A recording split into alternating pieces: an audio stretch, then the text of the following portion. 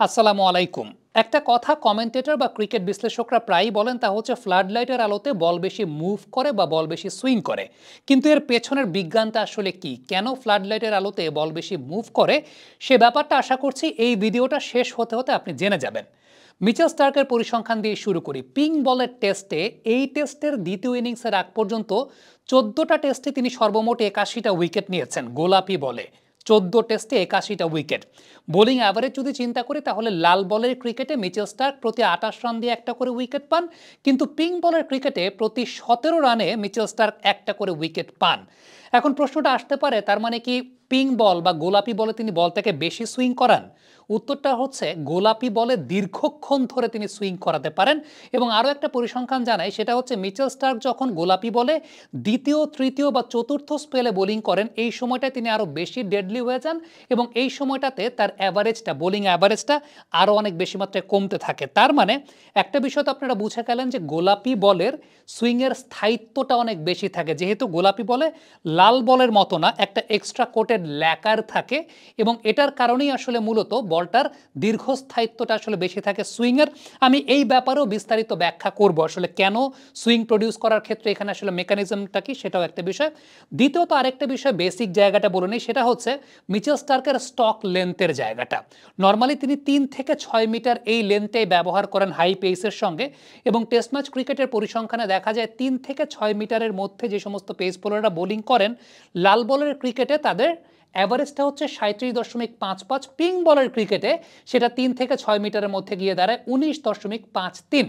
3 নম্বর আরেকটা পয়েন্ট বলতে হবে, সেটা হচ্ছে স্টিভেন স্মিথ সাম্প্রতিক সময় একটা ইন্টারভিউতে বলেছেন যে লাল বলের উপর সাদা সিম দেখতে যতটা ইজি ব্যাটারের তরফ থেকে, পিঙ্ক বলের উপর কালো সিম আসলে দেখতে অতটা সহজ না। সো এই 3টা ফ্যাক্টর পিঙ্ক বলের ক্রিকেটে মিচেল স্টার্ক কেন অনেক বেশি মাত্রায় ডেডলি হয়ে যান সেটাকে বহিঃপ্রকাশিত করে। এবারে আমরা বিজ্ঞান ভিত্তিক ব্যাখ্যার দিকে যাচ্ছি, যে আসলে গোলাপি বলেই এত সুইং কিভাবে প্রডিউস করতে পারেন মিচেল স্টার্ক, বা বোলাররা নর্মালি গোলাপি বলে এত সুইং কিভাবে প্রডিউস করে থাকেন। মূলত সুইং পাওয়া বা না পাওয়া, কম পাওয়া বেশি পাওয়া নির্ভর করে আসলে বায়ু প্রবাহের পার্থক্যের উপরে, অর্থাৎ এয়ার ফ্লোর পার্থক্যের উপরে। নর্মালি একটা বলের দুইটা পোর্শন থাকে, একটা হচ্ছে শাইনি পার্ট আর একটা হচ্ছে রাফ পার্ট। শাইনি পার্টে যে বায়ু প্রবাহটা থাকে সেটাকে আমরা বলি ল্যামিনার এয়ার ফ্লো কিংবা স্মুথ এয়ার ফ্লো যেটাকে বলা হয়। অন্যদিকে রাফ পার্ট যেটা থাকে, সেখানে যে বায়ু প্রবাহটা হয় সেটাকে আমরা বলি টার্বুলেন্ট এয়ার ফ্লো কিংবা যেটাকে বলা হয় ক্যাওটিক এয়ার ফ্লো, অর্থাৎ সে জায়গায় খুব ক্যাওটিক ওয়েতে এয়ার ফ্লোটা হয়। এই যে দুইটা পাশে বায়ু প্রবাহের যে পার্থক্যটা থাকে, সেই পার্থক্যটার জন্যই এই ক্যাওটিক এয়ার ফ্লো অর্থাৎ রাফ পার্টের দিকেই বলটা বেশি মুভ করে। এখন পিঙ্ক বলের বৈশিষ্ট্য যেটা আমি বললাম, যে পিঙ্ক বলে কিন্তু একটা এক্সট্রা কোটেড ল্যাকার থাকে, এবং এই এক্সট্রা কোটেড ল্যাকারটার জন্যই যেই পার্টটা শাইনি বা যে পার্টটা স্মুথ, সেটা দীর্ঘক্ষণ ধরে শাইনি থাকে বা দীর্ঘক্ষণ ধরে স্মুথ থাকে। ইভেন নর্মালি লাল বলের শাইনি পার্টের চাইতে গোলাপি বলের শাইনি পার্টটাও বেশি থাকে, অর্থাৎ যেহেতু এই গোলাপি বলের মধ্যে একটা এক্সট্রা ল্যাকার থাকে। সো আলটিমেটলি দুই প্রান্তের বায়ু প্রবাহের পার্থক্যটা অনেক বেশি হয়। মানে শাইনি পার্টের যে একটা ল্যামিনার এয়ার ফ্লোটা আছে, সেই ল্যামিনার এয়ার ফ্লোটা অনেক বেশি থাকে, যেটা ক্যাওটিক এয়ার ফ্লো এবং ল্যামিনার এয়ার ফ্লোর তুলনায় পার্থক্যটা অনেক বেশি বেড়ে যায়। নর্মালি লাল বলে কি হয়, লাল বলে শাইনি পার্টটা গোলাপি বলের মতো অত শাইনি পার্ট থাকে না। সো লাল বলের শাইনি পার্ট এবং রাফ পার্টের মধ্যে বায়ুপ্রবাহের পার্থক্যটা অত বেশি থাকে না, যতটা গোলাপি বলের শাইনি পার্ট এবং ক্যাওটিক পার্টের মধ্যে বা রাফ পার্টের মধ্যে পার্থক্যটা যত বেশি থাকে। যেই কারণে গোলাপি বলটা মুভ করে বেশি, যেহেতু দুই প্রান্তের বায়ুপ্রবাহের পার্থক্যটা বেশি থাকে। দ্বিতীয়ত যে বিষয়টা, সেটা হচ্ছে এই পিঙ্ক বলটা যখন রাতের বেলায় খেলা হচ্ছে, তখনও সুইংয়ের পরিমাণটা কেন বৃদ্ধি পায়? প্রথমত রাতের বেলা কিন্তু টেম্পারেচার ফল করে, একটা কুলার টেম্পারেচার বিরাজ করে, এবং টেম্পারেচার যখন ফল করে, দ্যাট মিনস হচ্ছে বাতাসের ডেন্সিটিটা অনেক বেশি হয়ে যায়। আপনি নর্মালি একটু চিন্তা করেন যে আপনি একই সময়ে রাতের বেলা যখন আপনি বাইক চালাচ্ছেন, বাতাসটা অনেক ভারী, আপনার ডিস্টার্ব করে না, কিন্তু ওইভাবেই যদি আপনি দিনের বেলা বাইক চালান, ওই বাতাসটা কিন্তু অনেক ডিস্টার্ব আপনাকে করে না। অর্থাৎ রাতের বেলার এয়ার ডেন্সিটিটা অনেক বেশি থাকে, এবং এয়ার ডেন্সিটি বেশি মানে হচ্ছে আপনার বলের উপরে অ্যারোডাইনামিক ফোর্সটা বেশি।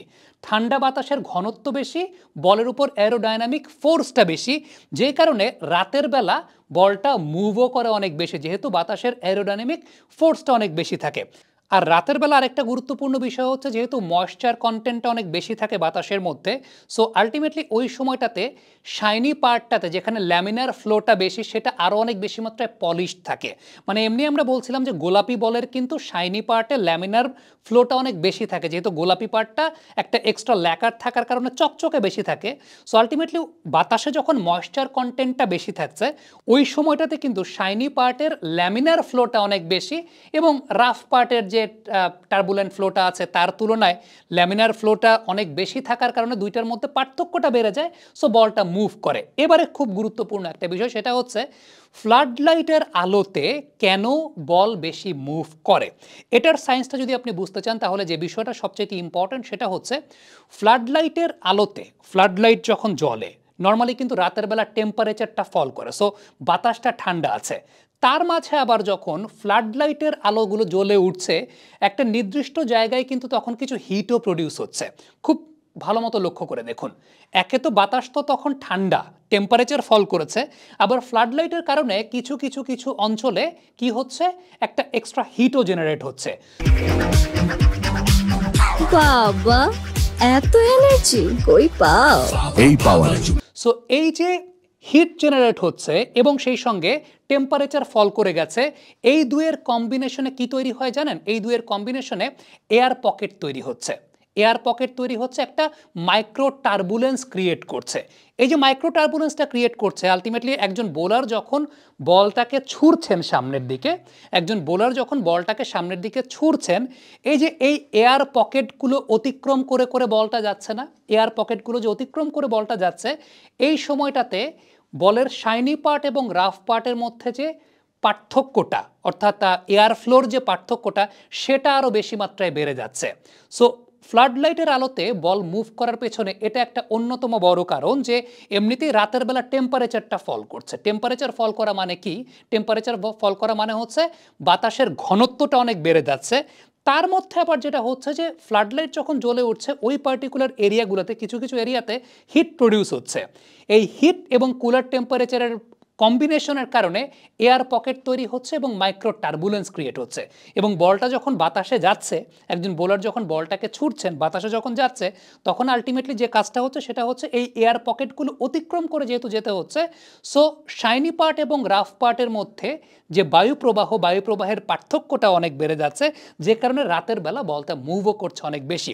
সো আমার কাছে মনে হয় যে আজকের এই আলোচনার মাধ্যমে কেন রাতের বেলা বল মুভ বেশি করে এবং মিচেল স্টার্ক কেন সেই সুযোগটাকে কাজে লাগিয়ে তিনি দীর্ঘক্ষণ ধরে বলটাকে মুভ করাতে পারেন এবং পিঙ্ক বলের ক্রিকেটে তার স্ট্যাটিস্টিক্স অনেক ভালো, অনেক হাই, এবং তিনি অনেক চমৎকারভাবে এই পিঙ্ক বলটাকে ইউজ করতে পারেন মিচেল স্টার্কের বোলিংয়ের কম্বিনেশনের সঙ্গে। এই যে সায়েন্টিফিক বিষয়টা আছে যেটা মূলত আসলে রাতের বেলা কিংবা পিঙ্ক বলের ক্রিকেটটাকে অনেক বেশি মাত্রায় ত্বরান্বিত করে, সেটা হয়তো বা বুঝে গেলেন। আমরা একটু ছোট্ট করে আসলে পুরো বিষয়টাকে সামারি করতে চাই। প্রথমত মিচেল স্টার্ক খুব হাই পেসে বোলিং করে থাকেন, মিচেল স্টার্ক খুব জোরে বোলিং করে থাকেন, সামনে সামনে বোলিং করে থাকেন, এবং গোলাপি বল নর্মালি লাল বলের চাইতে দীর্ঘক্ষণ সুইং থাকে because of the extra coated layer. এবং মূলত সুইংয়ের পার্থক্যের জায়গাটা যে কারণে হয়, যে মানে সুইংটা যে কারণে প্রডিউস হয় সেটা হচ্ছে বলের শাইনি পার্ট এবং রাফ পার্টের মধ্যে বায়ুপ্রবাহের পার্থক্যের জন্য। যেহেতু পিঙ্ক বলে বলের শাইনি পার্ট যেটা আছে, শাইনি পার্টের যে এয়ার ফ্লোটা আছে, যেটাকে আমরা ল্যামিনার এয়ার ফ্লো বলছি বা মসৃণ এয়ার ফ্লো বলছি, সেটা অনেক বেশি থাকে। এই কারণে এই দুয়ের পার্থক্যটা অনেক বেড়ে যায় লাল বলের তুলনায়। সো এইটা মিচেল স্টার্ক দীর্ঘক্ষণ ধরে সেটাকে ব্যবহার করতে পারেন। তার বোলিংয়ের যে হাই আর্ম রিলিজ থেকে শুরু করে তিনি যেইভাবে বোলিং করে থাকেন, এইটার ফায়দাটা তিনি অনেক বেশি লুটতে পারেন এবং অনেক সামনে তিনি বল পিচ করান।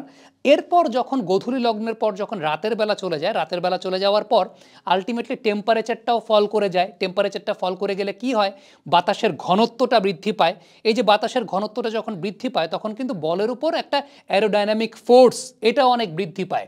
সো এইটা আলটিমেটলি একজন বোলারকে অনেক বেশি মাত্রায় অ্যাডভান্টেজ প্রদান করে। আরেকটা খুব ইম্পর্টেন্ট ব্যাপার, এই যে কালো রঙের যে সিমটা, কালো রঙের সিম যেটা আমরা দেখছি, কালো রঙের সিমটা শক্ত বেশি হয় সাদা সিমের তুলনায়, যেহেতু এই বলগুলোকে তৈরি করা হয় আসলে ওইভাবে। সো আলটিমেটলি এটা যখন অফ দ্য পিচে যখন পড়ছে, পিচে পড়ার পর এটার দীর্ঘস্থায়িত্ব, সিম খুব সহজে নরম হয় না, পিঙ্ক বলের সিম খুব সহজে নরম হয় না। আর একটা অপটিক্যাল ইলিউশনের জায়গা ব্যাটসম্যানের তো আছে, যে সাদা বলের মধ্যে লাল বলের মধ্যে সাদা সিম দেখা আর গোলাপি বলের মধ্যে কালো সিম দেখা, সেটার মধ্যে একটা পার্থক্যের জায়গা আছে। সো অল টুগেদার এই পুরো বিষয়টাই আসলে মিচেল স্টার্ককে গোলাপি বলের ক্রিকেটে অনেক বেশি মাত্রায় প্রমিনেন্ট করে তোলে। Thank you so much. Comment বক্সে আপনাদের মন্তব্য মতামত জানতে চাই, লিখে পাঠাবেন।